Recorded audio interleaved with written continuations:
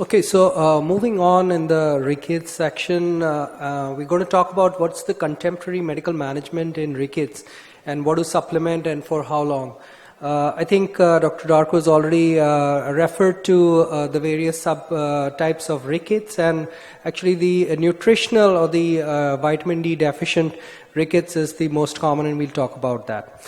And as already alluded to, it's both calcium and vitamin D deficiencies which can actually produce clinical manifestations of rickets. Now, vitamin D is the pre-vitamin D is present in the skin, and exposure to UV rays produces vitamin D, which gets hydroxylated by the liver and then again by the kidney and forms the active form, which actually performs all the functions. So the question is what to prescribe in rickets and then how to monitor these children for adequate treatment. So it basically boils down to sun, food and supplements. These are sources of vitamin D. And if we look at sunlight exposure, is it really enough to supplement the vitamin D? And if we see 90% of the vitamin D is really derived from sunlight, and about 10 to 15 minutes of direct sunlight can produce up to 10 to 20,000 international units of vitamin D.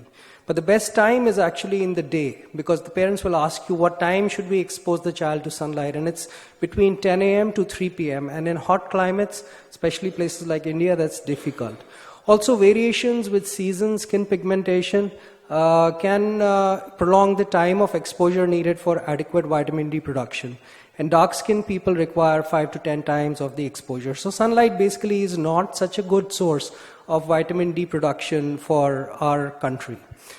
Well, can diet help? And the parents will typically ask you, doctor, what should I give my child to eat? Because that's the most important thing which they think is going to make their bones stronger. Well, about less than 10% of the vitamin D is derived from diet. And diets rich in phytates and oxalates reduce the absorption of vitamin D. And there are no good vegetarian sources of vitamin D. And if we look at various sources of food which contribute to vitamin D, even fortified formula milk requires a large amount of milk consumption to give you adequate doses.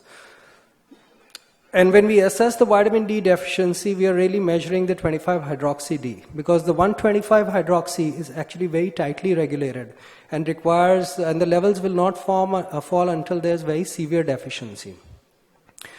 Looking at who's vitamin D deficient, levels less than 20 nanograms per ml, people really need the treatment, and intoxication levels are when levels exceed 150 nanograms per ml. Well, when supplementing vitamin D, we know we need to see what to prescribe, what's available, what's better, and definitely what not to do.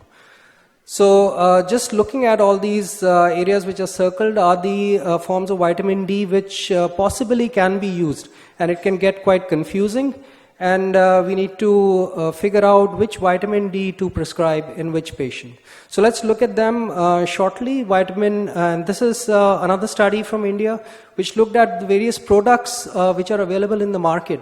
And surprisingly, the vitamin D2, which are the plant sources, were contributed to less than 1%, while the D3 was the most commonly available product in the market.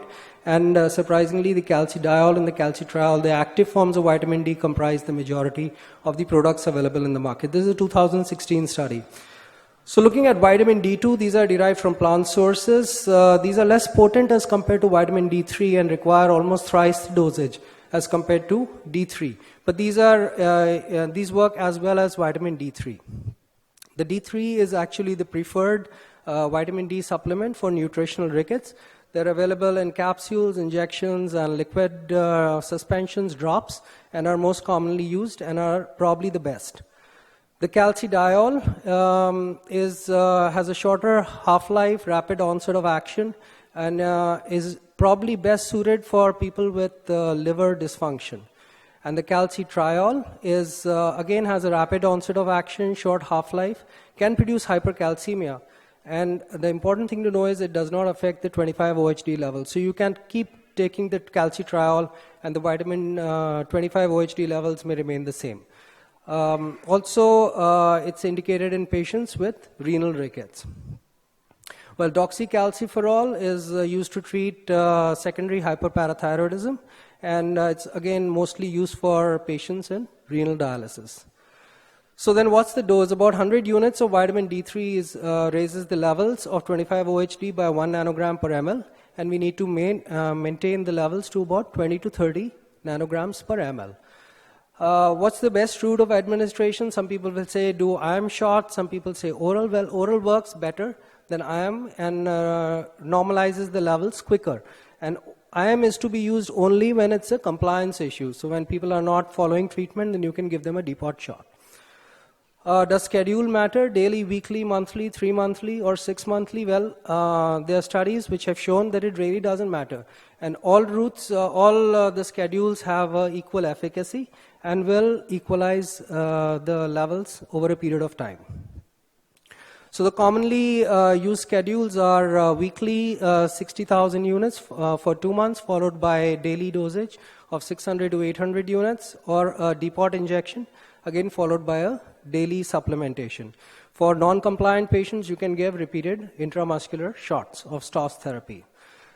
So do we need to supplement calcium, or is vitamin D sufficient? So we need to do calcium and vitamin D, and the reason for that is that as the parathyroid levels normalize, there's a hypocalcemic state which is created, which is called the hungry bone syndrome, and you need calcium to supplement this problem.